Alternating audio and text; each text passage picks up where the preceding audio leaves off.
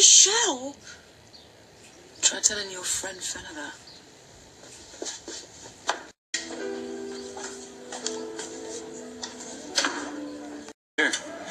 I know you didn't come back to Larcourt to see me. How was the reunion, by the way? Sorry? You and Wade. I have to admit, I didn't realise you were that way inclined. The signs were there, I suppose. I've had enough of this conversation, Jim. Be careful, Helen. No one wants to make any embarrassing discoveries, do they? Oh, don't you worry about me. Fair enough. Only I take it Simon's up to speed on the situation, is he? Look, not that it's any of your business, but for the record, since I've left here, yes, I've written to and I've visited Nikki Wade. And I've informed the governor. Not doing so would have been unprofessional, wouldn't it, Jim? Absolutely right, Helen. You know me. I like to do things by the book.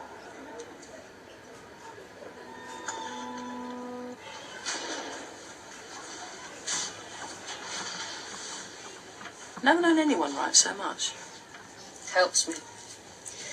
I want to get things clear in my head, not mixed up.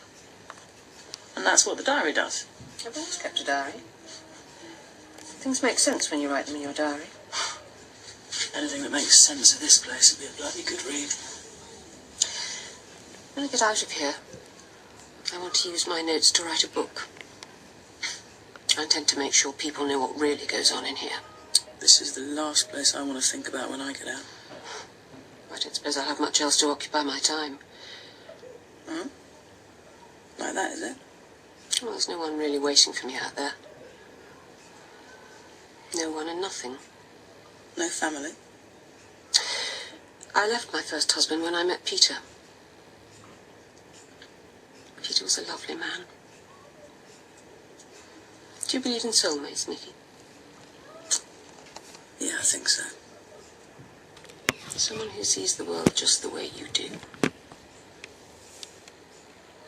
They don't even have to be there with you. Somehow you're just aware of them. Someone you were always meant to be with. Well, that was Peter. Sounds nice. It was. Wonderful. And then we found out he'd got cancer. And he was dying. He was in such pain towards the end. It was almost more than either of us could bear. It wasn't murder. I knew God wouldn't see it as murder. But what I did do was kill the only man I could have loved. My soulmate.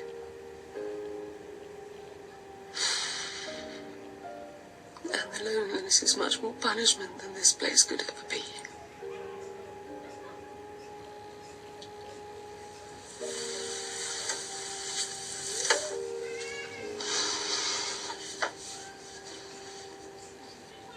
So, writing the book gives me a purpose in life. Keeps me sane. You tell it as it is. Just make sure the screws don't get a sneak preview. And that there's nothing in there about me.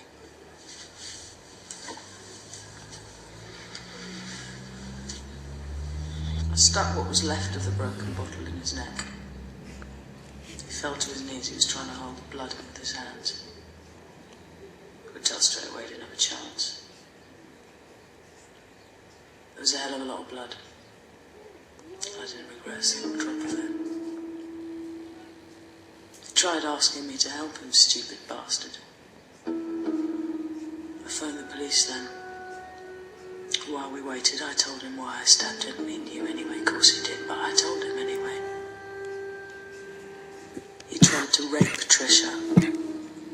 And you lot were never going to do anything about it, were you? It was one of yours, a copper. And I'm glad the bastard's dead.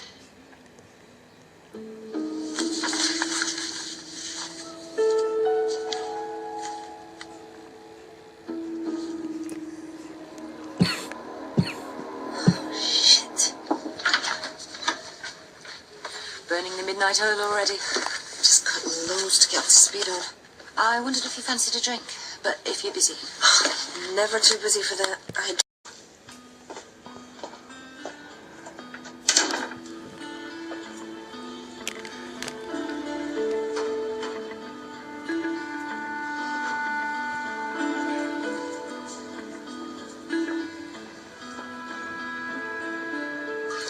Yeah. Thanks. Cheers. Cheers. You know, I meant what I said this morning, Helen. Anything I can do to help, that's what I'm here for. And it goes for the officers too. And if them give you any problems, just let me know. Some of the officers never read beyond the word jailer in the job description. They're not all that interested in prison welfare. How are you getting on with Jim Fenner? You know, Shell Dockley withdrew her allegations against her. I think Jim Fenner's got the luck of the devil. Though I doubt it's just down to luck. Yeah, well, either way, he's been going about the job like a model officer since his suspension was lifted. As far as you know. Maybe. I do know I was glad to have him around when a woman with HIV came after me, using a syringe of her blood. I heard he passed on the medal too. Just watch him, Karen. He's a sly bastard. I need to talk to you. Anytime. Do you know how long you're going to be in here before anyone even thinks about reviewing your case? What are you talking about? 10 years. That's a judge's decision. That's 9 more years, not until they set you free, but before anyone even considers it. Can't be. Believe me, I've seen your files. And with your attitude in here, they could keep you in here for another 15 to 20 years. What? That's not the worst of it. Letting you go is up to the Home Secretary. Now, you killed a police officer. It means that they might never let you out of here. Jesus. I said I was a hopeless case. You're not a hopeless case, Nikki. It's just going to be difficult forming an appeal. I saw the statement you made to the police. You didn't do yourself any favours.